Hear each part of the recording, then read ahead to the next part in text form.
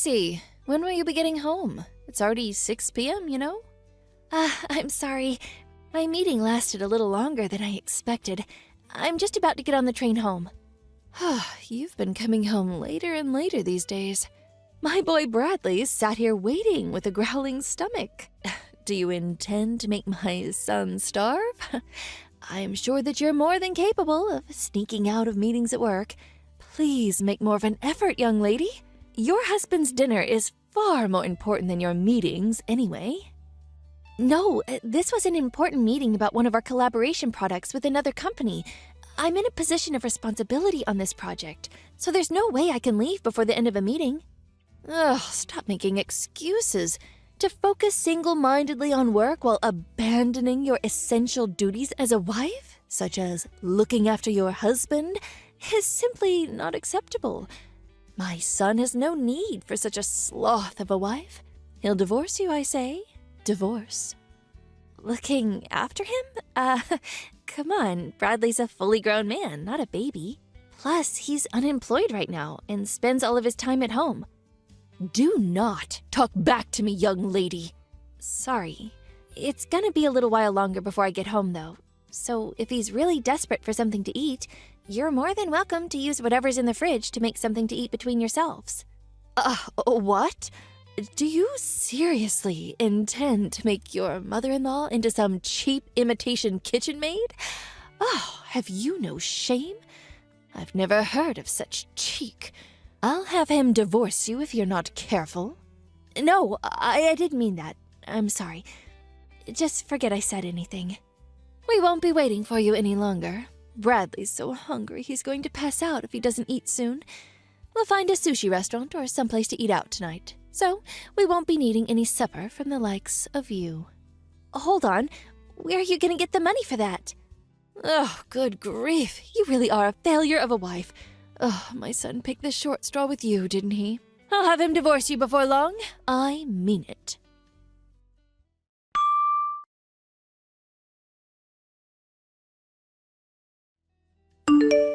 Brad, are you there?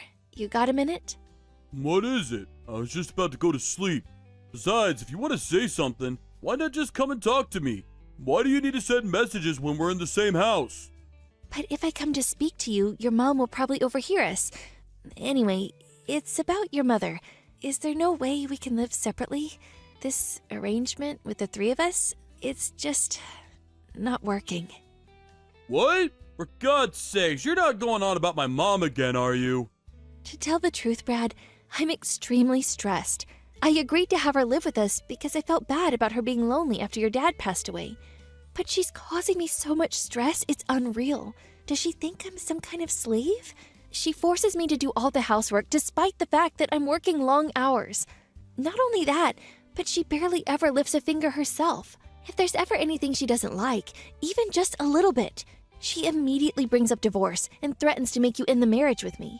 What's more, despite the fact she makes absolutely no money and contributes nothing to the household finances, she goes out to restaurants on lavish spending sprees, always bringing home bagloads of frivolous junk. There's no other way to put it, Brad. I've reached my limit, and I can't take it anymore. What can I do? You can complain about her as much as you like, but she doesn't have anywhere else to go. She sold the family home when my dad died. We're the ones who took her in. I can hardly send her packing now, can I? The only money she has to her name is her pension. So when she says she can't afford to contribute, she's not lying. Plus, without my dad, she's super lonely. Surely it wouldn't hurt to indulge her selfishness just a little bit every now and then. This goes beyond the level of mere selfishness. She sneers and barks orders at me, tells me I'm not fit to eat in the same room as her, forces me to eat nothing but leftovers, demands that you, being the husband, must always be the first to use the bathtub, with her, being the all-important mother-in-law, using it second. Then, when my turn finally does come around, there are even times where she lets the water out before I can get in.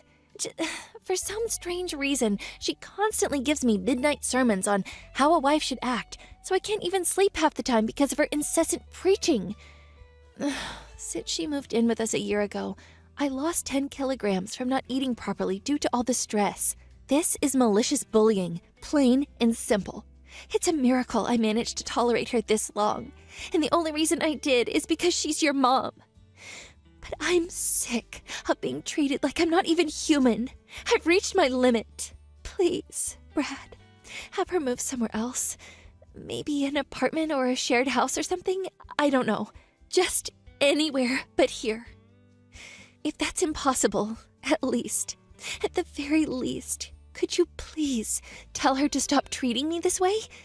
If you don't do something, I'm going to lose it. Fine. Sheesh, woman, I get it. I'll mention it at some point if I remember. Anyway, more importantly, I need $250. What? $250? What are you going to use it for? Travel expenses. I'm looking for work right now, so I need money for bus fares and trains and stuff. What? But I gave you money for travel expenses not that long ago. You get $100 a month for that already. That's pocket change. I already used it all. Get real, woman. $100 just doesn't cover it. Give me $250. Wait, you're not... No way. Are you visiting casinos again? What? Come on, it's not like it's a problem. I don't go very often, and I hardly spend anything when I do. It's a way for me to let off steam after the hours I spent job hunting. You haven't forgotten that you lost your last job because you got caught sneaking out of the office and visiting casinos when you were supposed to be working, have you? You got on your knees and swore you'd never visit a casino again, Brad. You swore. In spite of that, you're at it again. And this time, you're blowing the money that I give you on travel expenses on the slots? If that's where it's going, you'll never get another cent out of me. Oh, give it a rest, woman. You're like a broken record. Nag, nag, nag, nag, nag. It's up to me how I spend my time. Are you saying I'm banned from relaxing to take my mind off the stress of trying to find a job now? Who gave you the authority to do that? The only thing you're good for is bringing in money anyway. If you can't even toss me a few dollars when I'm in a pinch, then what the hell do you bring to the table? What? What does that mean? The only reason I have to work like a dog now is because you got fired for acting like a moron. Job hunting? Give me a break. All you do is laze around on the sofa like a sack of potatoes.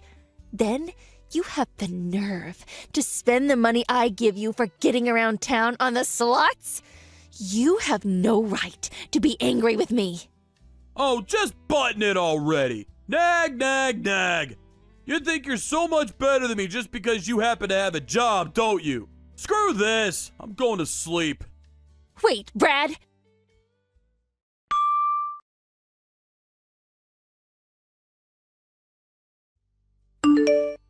Excuse me? Casey, answer me. What is it? I'm at work right now. I hear you've been complaining to Brad again, giving him a hard time because he's struggling to find work. How dare you go whining to him behind my back? You really are a spiteful, underhanded cretin of a woman. What? One thing you don't seem to understand about my son is that he's recharging his batteries right now. Oh, he's deeply depressed because things didn't work out at his last company. Any normal wife would be trying to make her husband feel better right now. Oh, but far from it. You're actually going on the attack. You're atrocious. You're a devil, I tell you. A devil. There's nothing for it but divorce. The fact that you're messaging me like this now must mean that Brad just woke up from his hibernation on the sofa and told you about the conversation me and him had yesterday, right? I bet he told you about what I said about him finding a job, and nothing else. Am I right? Ugh, I give up. Now you listen to me, and you listen well, young lady. You need to make more of an effort to stand up for your husband.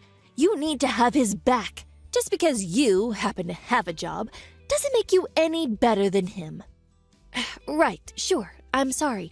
I'm occupied with work right now, so would you be kind enough to tell me off later instead? I'm busy. Oh, good grief, look at you. A fully grown woman bragging about having a job like it's some kind of special achievement. Tell me, Casey, what good is a woman who does nothing but work? Ugh, I'll never get any grandchildren with a daughter-in-law like you. How about you fulfill your feminine duties as a wife for a change? I must be the unluckiest, most mistreated mother-in-law in the whole world. Aren't you at least big enough to admit your wrongdoing and walk away with some dignity? Ugh, get a divorce. You're really annoying me now.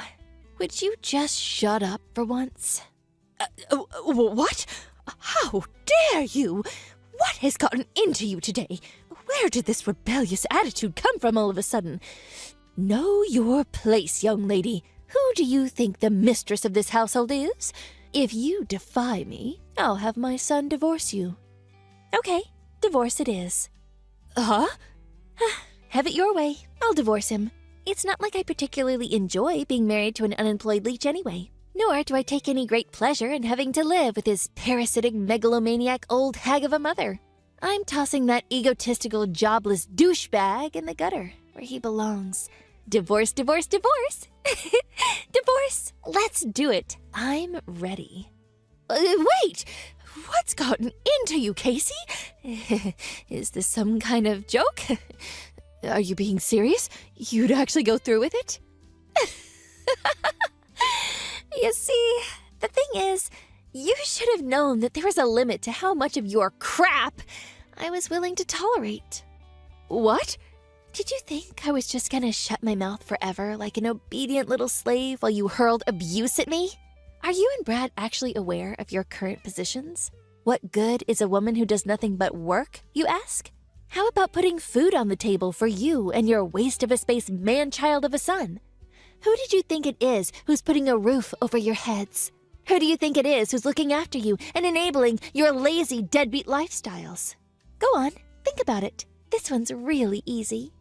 Well? Oh my God, Casey, what's gotten into you?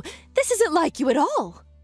It's not that something's gotten into me. It's that you think you can manipulate and take advantage of me and my kindness. Ask yourself, do you think I enjoy feeding, clothing, and providing shelter for a malicious, bullying old hag of a mother-in-law? The only reason I reluctantly agreed to you living here in the first place was due to my mercy and kindness, because I felt bad about you living all on your own after your husband died. And this is how you repay me? By walking around like you own the place and treating me like your slave?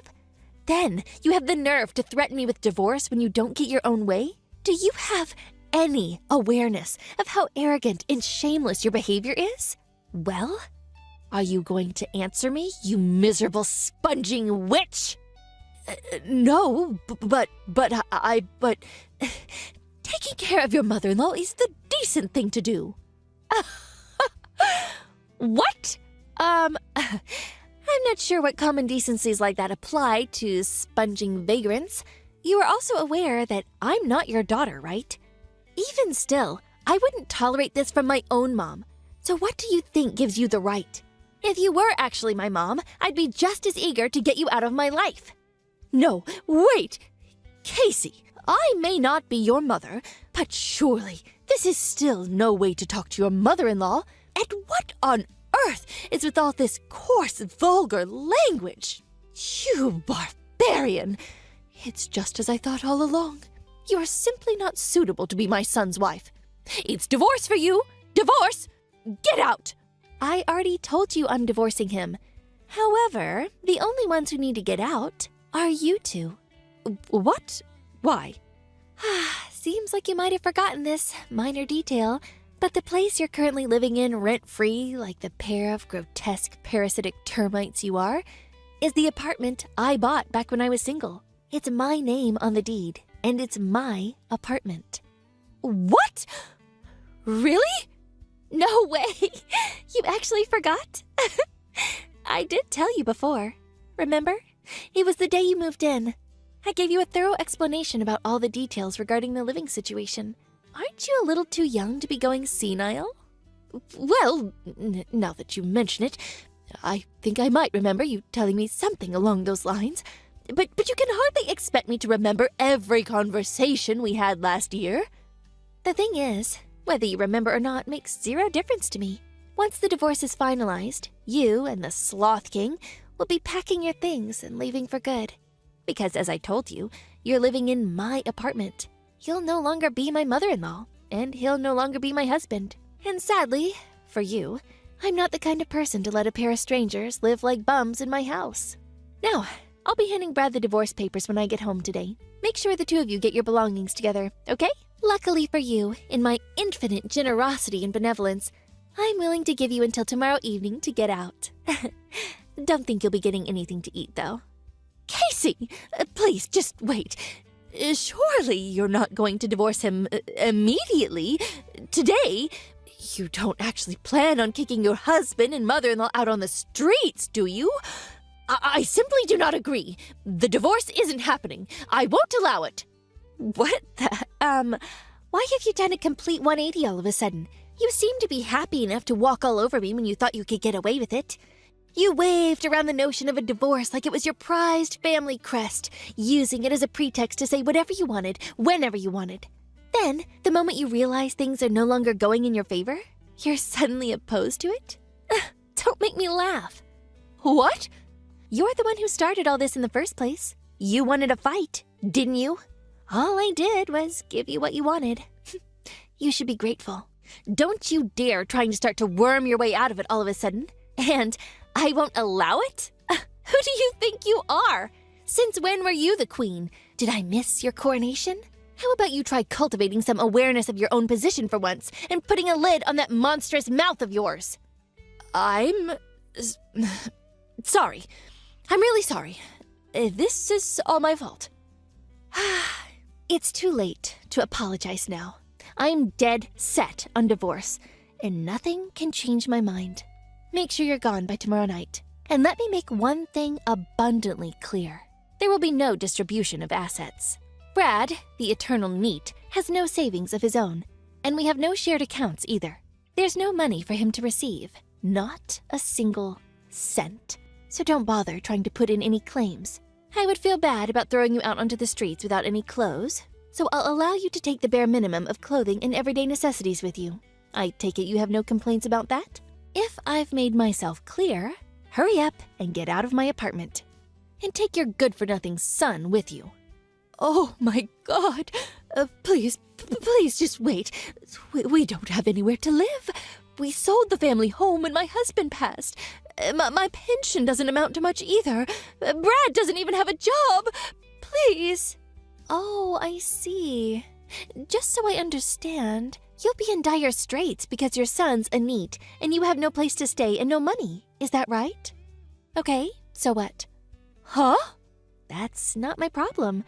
The fact that your son's a NEET, or that you have nowhere to stay, or that you have no money, none of these things are my fault. If you're struggling for money, you could always have Brad earn you both a living on the slots. And why can't you find a job? If you've got the energy to bully your daughter-in-law 24/7, then holding down a job shouldn't be a problem. Oh, I saw a local supermarket was recruiting the other day. Do that? Oh my God. God's not going to help you now, nor is playing the victim. And I mean, please, is this really any way for a fully grown woman to behave? If you don't have any money, then you work. Surely you at least understand that. You're not a child. Why? Why are you doing this? I think you know full well why.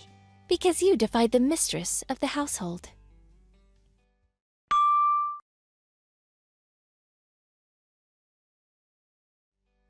When I got home from work that evening, I was met at the door by Brad and his mother-in-law on their knees. They begged and pleaded in unison, we're sorry for the way we behaved. But I shook them off and said, if you've got time to be groveling on the floor, you've got time to get your things together. For the first time in what felt like forever, I made some food just for myself and was able to take a bath at a leisurely pace when I felt like it for a change. Then, when I retired to my bedroom, I locked the door, put in some earplugs, and slept like a baby. The next day, the pair of them were desperately trying to butter me up by dashing around the house, making breakfast and cleaning up. Then, they got back on their knees and begged me once again. Please rethink the divorce. I swear I'll never set foot in a casino again. My response was to hand them the divorce papers and some bags full of their stuff. After which, I threatened to take them to court if they didn't sign the papers and get out by the end of the day. Brad panicked, reluctantly signed the papers and left, taking his mother-in-law with him. With that, I was officially freed of the termite infestation plaguing my house before the day was up. I was so happy about being freed from my in-law induced slavery that I raised a toast and celebrated in lavish style. The pair of them moved into a scruffy 70-year-old apartment, which they somehow paid the rent on by scraping together what was left of Brad's mom's pension and Social Security money. Apparently, Brad finally started looking for work in earnest, and his mom got a part-time job at the supermarket. However, Brad's efforts didn't amount to anything, and he was constantly chided by his mom. "Why are you forcing your aged mother to work?" They got into thunderous shouting matches every day, and the neighbors, at their wits' end, started phoning in complaints. As things stand, it looks like they're on the verge of being kicked out. Again. They really are a pair of morons. Thank you for watching. Please subscribe and hit the like button. See you next time.